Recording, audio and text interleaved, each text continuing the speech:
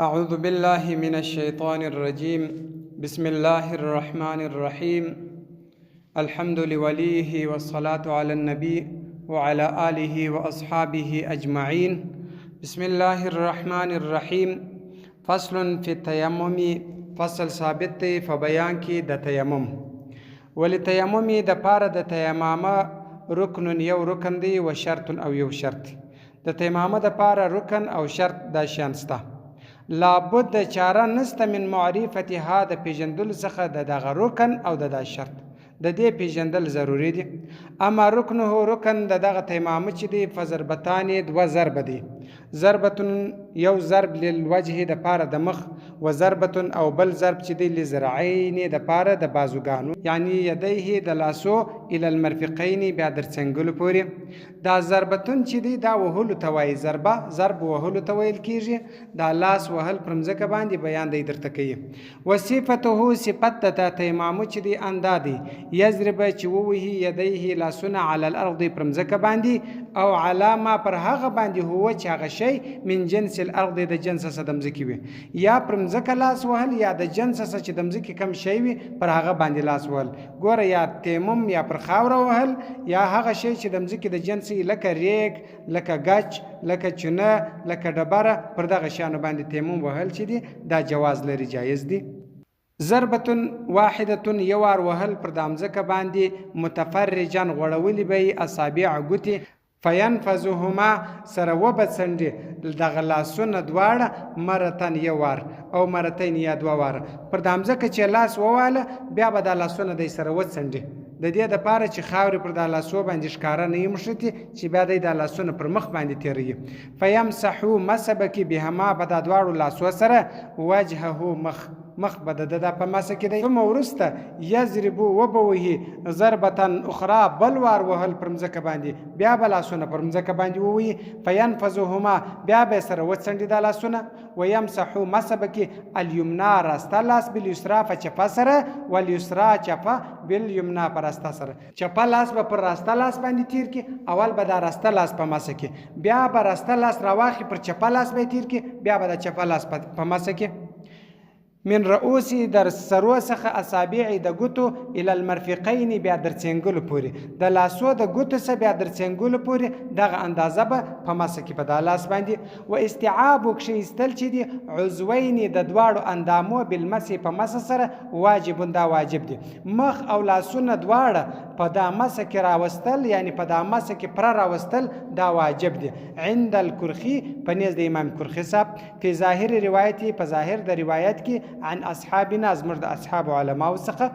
حتی در داسې وخت پورې لو ترکه چې پاته نسی یعنی لو کچیر ترکه پاته سو شیئا یو شی قلیلا لږ من مواضع التیمم د تیمم د ځایو څخه که لږ ځای پاته سو لا یزیه نه دی روا د تیمم. کچیر د تیمم د واهی لږ ځای پاته سو په دغه کې د په اندامو کې چې د لاس نسو باندې تیر نو وی لا یزیه د تیمم نه دی روا. وروي روایت سوی دی الحسن بن زیاد د حسن بن زیاد څخه روایت دی عن اصحابنا زمر د علماء کرام څخه هغه علما چې مخکینی تیر سوی دی ان الاستيعاب څرڅ چې کښیستل دی لیس بواجب دی وای واجب نه دی. د حسن بن زیاد وای دا کښیستل د ټول مخ یا د ټول لاسو دا واجب نه دی. حتی در داسې وخت پورې لو ترک کچیر پاتسو اقل لږ من الربع در څلرمه کچیر در څلرمه ایسا ګوره یو اندام په مسه کې راوستل دا در څلرمه ایسا کم پاته سو نو دی وای تیمم یې صحیح دی او که چیرې څلرمه ایسا سو بیا تیمم نه دی صحیح. اقل کم من الربع در څلرمې څخه یجزیه روا دی. وعلى هذه الروایت پر دې روایت باندې نزع کښل دی الخاتمې د ګوتمۍ و سوارې د هغه بنګړیانو و باوګانو چې د دا ښځو په لاسو وي یا د نارینه په لاس باندې ګړی دا کښل و تخلیل خلالول اصابع د ګوتو دا ګوتې خلالول چې دا یو لاس ګوتې په دا بل لاس کې کش کې لا یجبو دی وای نه واجبیږي. وعلى تلک الروایت پر دې روایت باندې یجب واجبېږي. ګوره پر هغه یوه روایت باندې نه واجبېږي دا کار کول او پر بل روایت باندې چې دی چې هغه وایي لږ ځای که پاته سو هم تیمم نه دی سي، نو پر هغه روایت باندې خبره دا ده چې دا واجبېږي. د دا ګوتمۍ به هم کاږي، که ګړۍ په لاس و دا به هم کاږي، که د ښځې بنګړي په لاس و دا به هم کاږي، نو بیا به دا تیمم وهي. خو اصل خبره دا ده چې دا ټول مخ و لاسونه په مسه کې پره راولي، ګوتمۍ او ګړۍ و دا شیان به لرې کوي، بیا به دا تیمم وهي. وینبغي مناسبه ده ان دا یحتاط چې احتیاط وکړي، په دې کار کې احتیاط وکړي. احتیاط په دې کې دی چې لاس بیا مسې پاته نه سي، ځای بیا مسې پاته نه سي، نو ګوتمۍ و ګړۍ و بنګړي لرې کول دا ضروري دی، باید په دې کې دا احتیاط وسي. ولې که چیرې خبره په دې کې وله چې ځای بیا مسې پاته کېدی او بیا مسه نه وسي، نو خبره ده د تیمم نه سو سي، د که هغه عبادت په وکړي لمونځ یې وکړي نو باره هغه لمونځ نه سو سي. نو احتیاط په دې کې دی چې ګوتمۍ هم لرې کړي، ګړۍ که په لاس و هغه لرې کړي، که بنګړي په لاس و هغه لرې کړي، بیا تیمم ووهي، نو بیا به مسه و ټول اندام ته پره ورسېږي.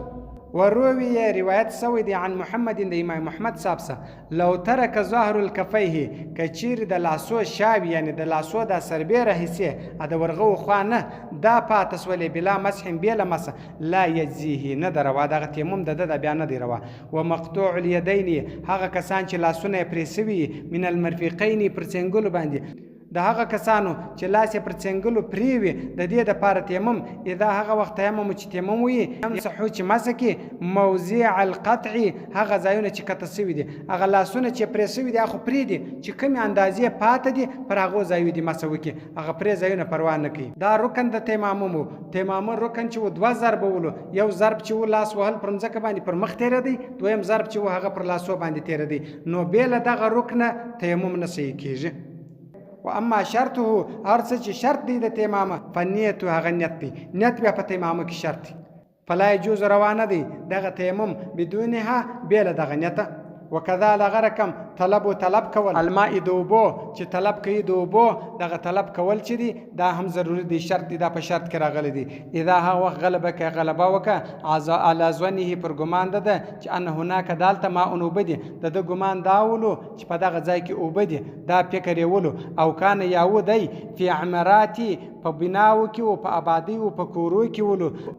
او اخبره یا خبر ورکړي به په دې سره دته یو چا وویل چې دالته اوبه دي، نو وجب واجب دی طلب و طلب پر ده باندې. که چیرې د ده ګمان و چې دالته اوبه دي یا دی په کلي و په دې علاقه کې ولو او یا یو چا دته خبر ورکړي چې په دغه علاقه کې اوبه دي، وجب واجب دی الطلب و طلب بالاجماع د ټولو په اجماع او په اتفاق سره، یعنی دی به دا کار کوي. که چیرې خپله دا ګمان ولو یا دی په کلي کې ولو یا یو چا ورته وویل چې په دې علاقه کې اوبه شته، نو دی به دا طلب کوي، دا طلب کول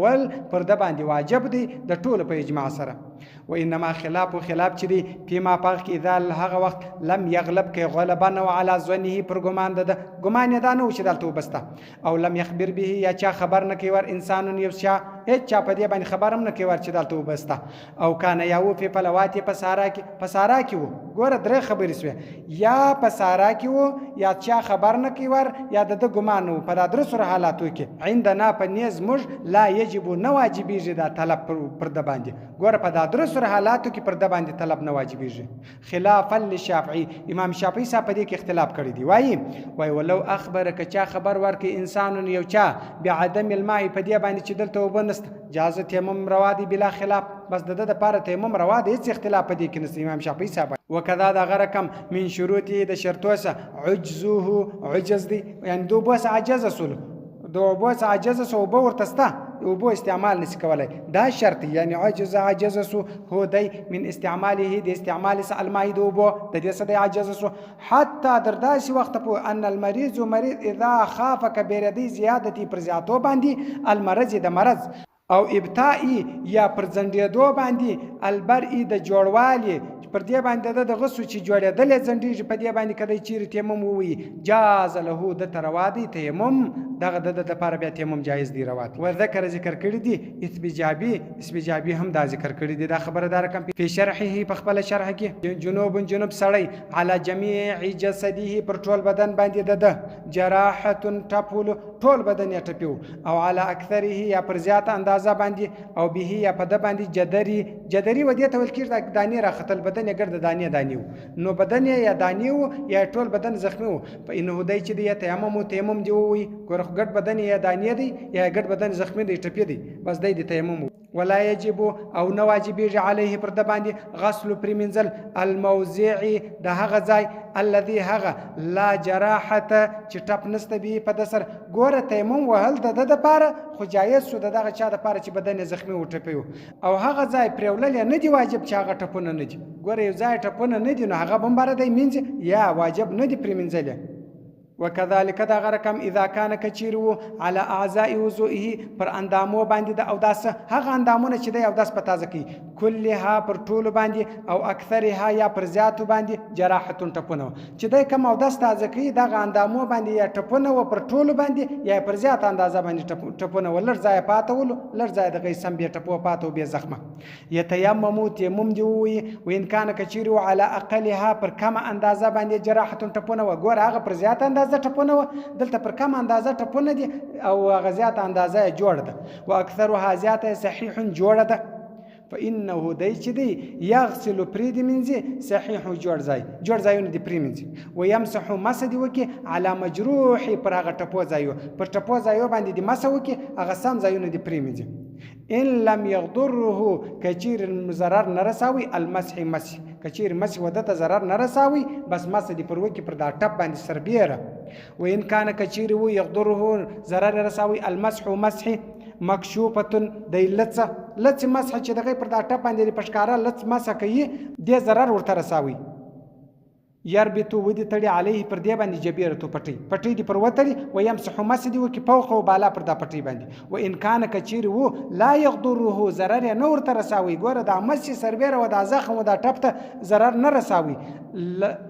يمسح مسح دي وکي على جراحتي پر ټپ باندې پر ټپ دي مسح وکي بس پروا بیا نه کی والجنوب جنوب الصحيح جوړ په مصر په ښار کې اذا هغه وخاپه کبیره دی ان اغتسل کزه غسل وکم ان دا یقتله مړ بکی دی البرد یخ دا فکر ول چې کزیر ز غسل وکم د یخ د وجه سبب مرسم او یمرزه یا به مریض کې دی یعنی مریض به سم د دی وجه څخه يتيمم تيمم جوي عند ابي حنيفه فنزد امام صاحب رحمه الله عليه وان كان كثير خارج المصر د شار سوتل د باندې ولو يتيمم تيمم جوي بالاتفاق د ټول په اتفاق سره ګوره دا په ښار کې د نه دی جوړ دی خالد ابیر ور سره ده او که د ښار وتلی ول په اتفاق سره دي د ټولو تیمم وي پر د ټولو پر دې باندې اتفاق دی و ان خرج کوواتی مسافرا مسافر او محتطبا یا محتطب دې ته ویل کېږي چې د لرګي جمع کوونکی دې ته محتطب ویل کېږي یعنی بوټي را جمع کوونکی دا سړی وواتی دا خلک هم ساره او تزي غرو تزي بوټي راوړي او خرج یا وواتی من قريه د یو کلیسه اله قريه د وبل کلیته د یوې علاقې څخه بلې علاقې ته سړی روان دی مسافر نه دی خو یوې علاقې څخه بلې علاقې ته روان دی یجوز روادي له دغه چاته تیمم